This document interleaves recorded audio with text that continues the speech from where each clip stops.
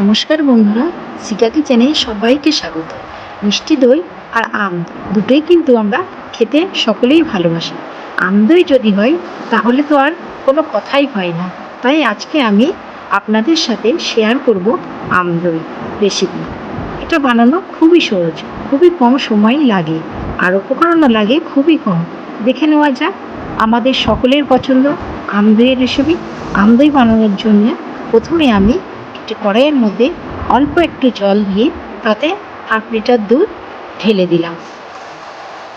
কারণ জলটি দিলাম যাতে দুধটা যেন কড়াইয়ে না লাগে। গ্যাসের ফ্লেমটাকে মিডিয়ামে রেখে দুধটা ভালো করে জাল দিয়ে নিতে হবে। দুধটা ভালো করে ঘন করে জাল দিয়ে নিয়ে দুধটা ঘন হতে হতে আমি বাকি প্রিপারেশান করে নিচ্ছি। আমি একটা আম মিক্সি জারের মধ্যে নিয়ে একটা পেস্ট বানিয়ে নিয়েছি। আমের কাপটা আমি একটি ছাঁকনির মধ্যে ঢেলে চামচের সাহায্যে এইভাবে আস্তে আস্তে চেলে নিয়েছি, যাতে কোনো আঁশ আর দানা না থাকে।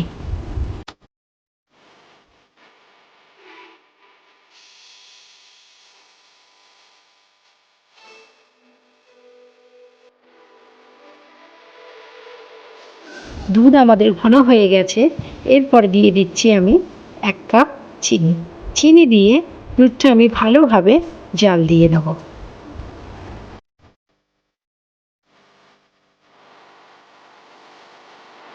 এরপরে অন্য একটি পাত্রে আমি আমের কাপটা জাল দিয়ে নেব।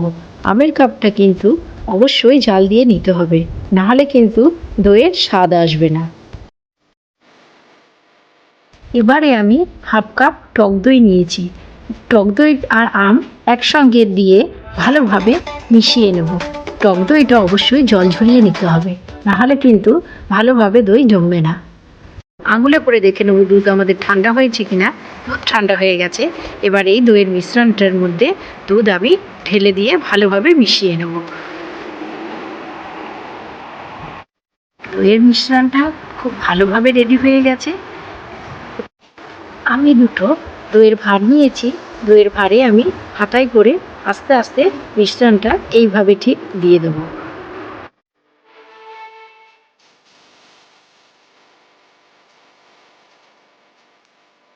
এবারে আমি দইয়ের পাত্রগুলোতে কাগজ দিয়ে মুড়ে চাপা দিয়ে সারা রাত ঢেকে রেখে দেব। আমাদের আমদই একদম তৈরি।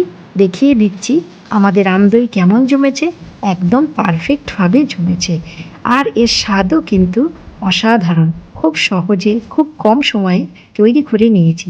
আশা করি রেসিপিটা আপনাদের খুব ভালো লেগে থাকলো। যদি ভালো লেগে থাকে তাহলে বাড়িতে একবার ট্রাই করে দেখুন।